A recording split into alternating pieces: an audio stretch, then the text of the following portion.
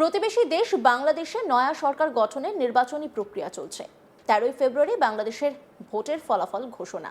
কে ক্ষমতায় আসতে চলেছে তা নিয়ে জোর জল্পনা শুরু হয়ে গেছে, যে কারণে বুধবার ও বৃহস্পতিবার সীমান্ত বন্ধ রাখার সিদ্ধান্ত নেয় দুই দেশের সরকার। কোন রকম সংঘাত এড়াতেই এই সিদ্ধান্ত নেওয়া হয়েছে বলে স্বরাষ্ট্র মন্ত্রক সূত্রে জানা গেছে। তবে 18 মাস অন্তর্বর্তী সরকারে বাংলাদেশ পরিচালনার পর নতুন সরকার গঠনের দিকেই তাকিয়ে রয়েছে দুই দেশেরই মানুষ। কিন্তু অন্তর্বর্তীকালীন সরকারের সময়ও সংখ্যালঘু হিন্দুদের উপর আক্রমণ অনেকটাই প্রভাব ফেলেছে দুই দেশের সরকারের সম্পর্কে। সীমান্ত পাহারায় মোতায়েন করা হচ্ছে অতিরিক্ত জওয়ান। প্রাক্তন প্রধানমন্ত্রী হাসিনা গদিচ্যুত হওয়ার পর অবনতি ঘটতে থাকে ভারতের সঙ্গে বাংলাদেশের সম্পর্কে, আর সেই সম্পর্কে ছেদ পড়লেও অন্তর্বর্তী সরকারের হস্তক্ষেপে ফের দুই দেশের মধ্যে ব্যবসা শুরু হয়। কিন্তু আগের মতো বাংলাদেশ ও ভারতের মধ্যে আমদানি রপ্তানি হয়নি। তবে এবার অন্তত নতুন স্থায়ী সরকার গঠন হলে ফের একবার সীমান্ত দিয়ে আমদানি রপ্তানি স্বাভাবিক হবে বলে মনে করছেন সীমান্তের ব্যবসায়ীরা। জানা গেছে, বাংলাদেশের নির্বাচনের কারণে 12 ফেব্রুয়ারি থেকে সীমান্ত দিয়ে নিশ্চিদ্র নিরাপত্তা ব্যবস্থা রাখা হয়েছে ইন্দো বাংলাদেশ সীমান্তে। মোতায়েন করা হয়েছে অতিরিক্ত বিএসএফ জওয়ান, বাড়ানো হয়েছে বর্ডার পেট্রোলিংও। এদিকে দুদিন সীমান্ত বন্ধ থাকায় প্রভাব পড়ছে সীমান্তে পারাপার থেকে ব্যবসায়। প্রতিদিন সীমান্ত দিয়ে যেখানে প্রায় 1 থেকে 200 ট্রাক বাংলাদেশে যায়, সেখানে এদিন ছিল প্রায় সমস্তটাই ফাঁকা। বন্ধ ছিল সমস্ত দোকানপাট, লাইন দিয়ে দাঁড়িয়ে থাকা ট্রাকের দেখা মেলেনি। এই বিষয়ে ফুলবাড়ী সীমান্তের এক্সপোর্টার শুভঙ্কর নস্কর বলেন, আমরা চাই বাংলাদেশের স্থায়ী সরকার আসুক।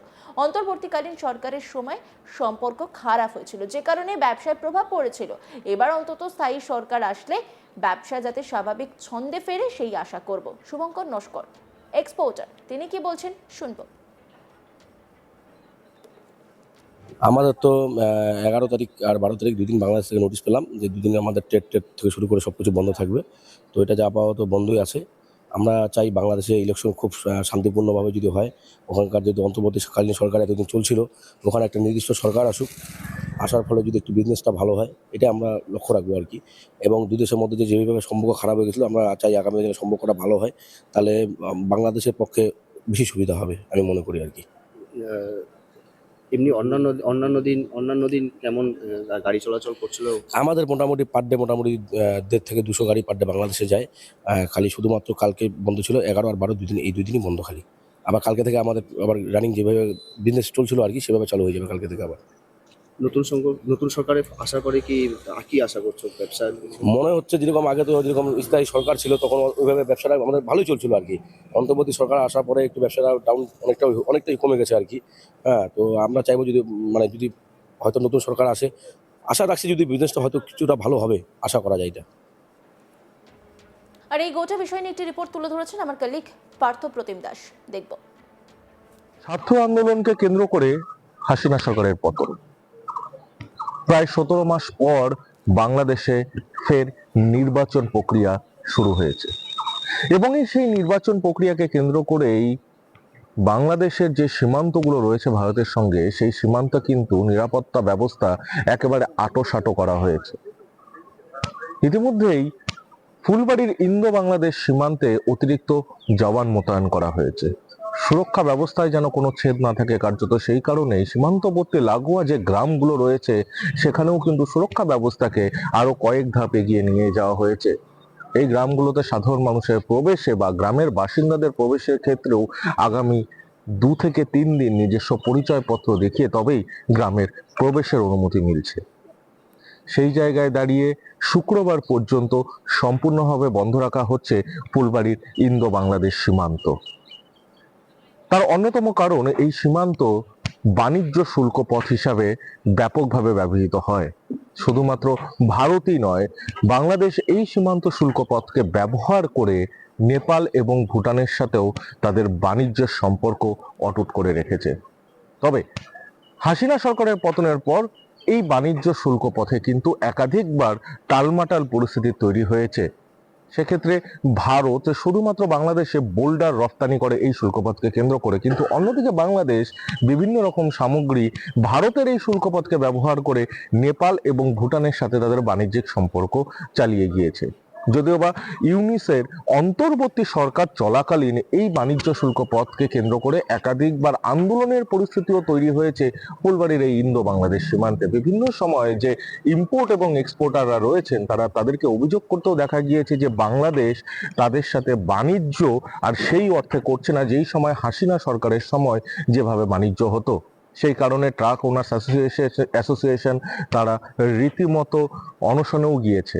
তাদের বক্তব্য বাংলাদেশ বিভিন্ন কারণ দেখিয়ে ভারতের কাছে থেকে বোল্ডার রপ্তানি করছে না, কিন্তু অন্যদিকে ঠিক একই উপায়ে ভুটানের কাছ থেকে তারা বোল্ডার রপ্তানি করছে।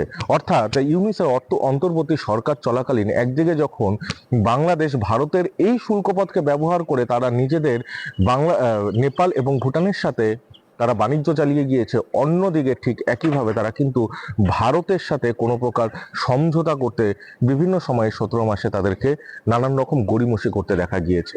যদিও বা এই নির্বাচনকে কেন্দ্র করে এখানকার যে ইম্পোর্ট এক্সপোর্ট অ্যাসোসিয়েশন রয়েছে তারা রীতিমতো আশায় বুক বাঁধছে। হাসিনা সরকারের পতনের পর ইউনিসের যে অন্তর্বর্তী সরকারের যে টালমাটাল পরিস্থিতি তৈরি হয়েছে, তারপর হয়তো বাংলাদেশে স্থায়ী কোনো সরকার স্থাপনের পর তাদের এই শুল্ক পথে বাণিজ্য আবার আগের মতো চাঙ্গা হয়ে উঠবে বলে তারা মনে করছে।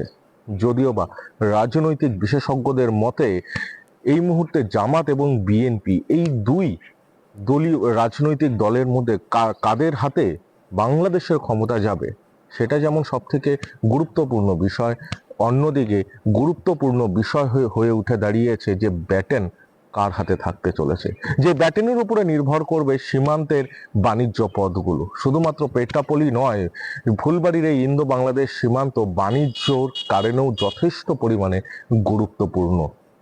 অন্যদিকে আরেকটা বিষয় খুব উল্লেখযোগ্যভাবে উঠে আসছে, একদিকে যখন ইউনিসের অন্তর্বর্তী সরকার চলাকালীন বিভিন্ন সময় ভারতের ব্যবসায়ীরা বাংলাদেশের বাসিন্দাদের জন্য তাদের হোটেল ভাড়া থেকে তাদেরকে বিরত রেখেছিলেন, বাংলাদেশে একের পর এক যে অত্যাচার হয়েছে সেই অত্যাচারের অভিযোগ তুলে এই সীমান্তবর্তী এলাকাও বিভিন্ন সময় উত্তপ্ত হয়ে উঠেছে। এমনকি ট্রাক আটক করে সম্পূর্ণ সীমান্তের এই যে যাতায়াত ব্যবস্থা আমদানি রপ্তানি সেটাও বিভিন্ন সময় বন্ধ হতে দেখা গিয়েছে। সেই জায়গায় দাঁড়িয়ে বর্তমানে যে সরকার স্থাপন হবে সেই সরকার কতটা সাহায্য করতে এগিয়ে আসবে ভারতের সঙ্গে, অর্থাৎ এই সীমান্ত চুক্তি কতটা মজবুত হবে যার ওপরে নির্ভর করে রয়েছে এপার বাংলা এবং ওপার বাংলার একাধিক মানুষ, একাধিক ব্যবসায়িক সংগঠন, যার উপরে নির্ভর করে রয়েছে সীমান্তের অর্থনীতি। সেই অর্থনীতি ঠিক কতটা চাঙ্গা হবে সেটা কিন্তু প্রশ্নের মুখে উঠতে চলেছে। তার কারণ বিএনপি হোক বা জামাতি হোক তাদের সাথে ভারতের চুক্তি কতটা হাসিনা সরকারের মতো থাকবে সেটা যেমন বড় প্রশ্ন উঠছে, অন্যদিকে এই যে বিপুল সংখ্যায় মানুষ যারা এই সীমান্তের সঙ্গে সম্পূর্ণভাবে এই বাণিজ্যের শুল্ক পথের সঙ্গে যাদের জীবন জীবিকা জড়িত তারা ঠিক কতটা সুবিধা পাবে। অন্যান্য খবরের আপডেটের জন্য অবশ্যই নজর রাখুন আজ তাক বাংলার ইউটিউব স্ট্রিমিংয়ে। লাইক, কমেন্ট, শেয়ার এবং সাবস্ক্রাইব করতে ভুলবেন না।